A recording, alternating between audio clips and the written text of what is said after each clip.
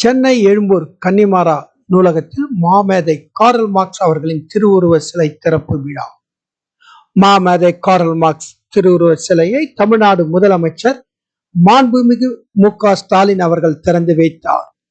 இந்நிகழ்வில் கட்சியின் மாநில செயலாளர் தோழர் மு. வீரபாண்டியன் உள்ளிட்ட பல்வேறு கட்சி தலைவர்கள், அமைச்சர்கள், அரசு அதிகாரிகள் பங்கேற்றனர்.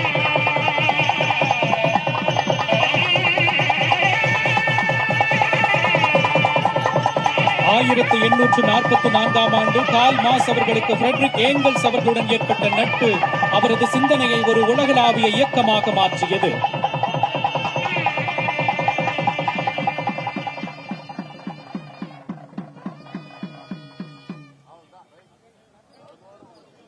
தற்பொழுது மாண்புமிகு தமிழ்நாடு முதலமைச்சர் அவர்கள் மாமேதை கார்ல் மார்க்ஸ் அவர்களின் திருவுருவ படத்திற்கு மலர் தூவி மரியாதை செலுத்துகிறார்கள்.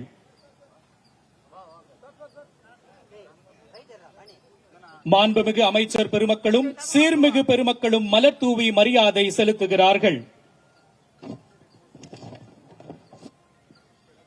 1848 ஆண்டு வெளியான பொது உடைமை அறிக்கை உலக தொழிலாளர்களே ஒன்றுபடுங்கள் என்ற முழக்கத்துடன் உலக அரசியலில் பெரும் அதிர்வை ஏற்படுத்தியது.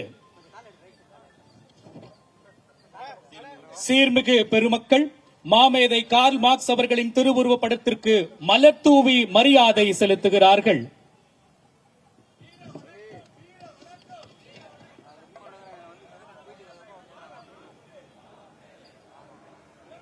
மக்கள் அனைவரும் மாமேதை கார்ல் மார்க்ஸ் அவர்களின் திருவுருவ படத்திற்கு மலர் தூவி மரியாதை செலுத்துகிறார்கள்.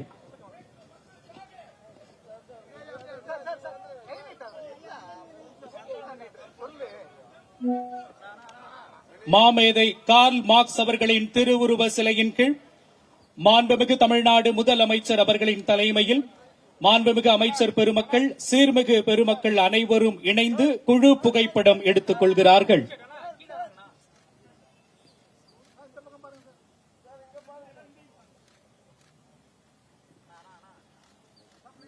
தற்பொழுது மாண்புமிகு தமிழ்நாடு முதலமைச்சர் அவர்கள் இச்சிலையை நேர்த்தியாக வடிவமைத்த சிற்பி NS கார்த்திகேயன் அவர்களுக்கு மாண்புமிகு தமிழ்நாடு முதலமைச்சர் அவர்கள் பொன்னாடை போர்த்தி சிறப்பிக்க இருக்கிறார்கள்.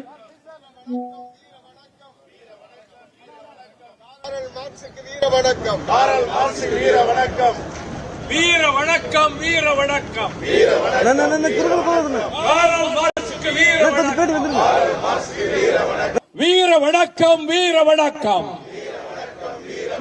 காரல் மார்க்ஸுக்கு வீர வணக்கம், வீர வணக்கம், வீர வணக்கம், காரல் மார்க்ஸுக்கு வீர வணக்கம்.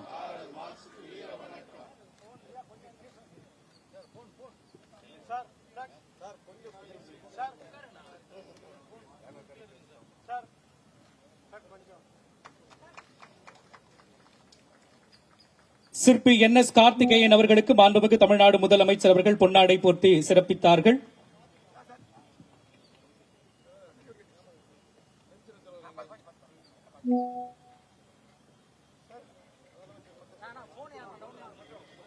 எழும்பூர் அரசு அருங்காட்சியகத்தில் மாமேதை கார்ல் மார்க்ஸ் அவர்களின் திருவுருவ சிலையை திறந்து வைத்து சிறப்பித்த மாண்புமிகு தமிழ்நாடு முதலமைச்சர் அவர்களுக்கு மனமார்ந்த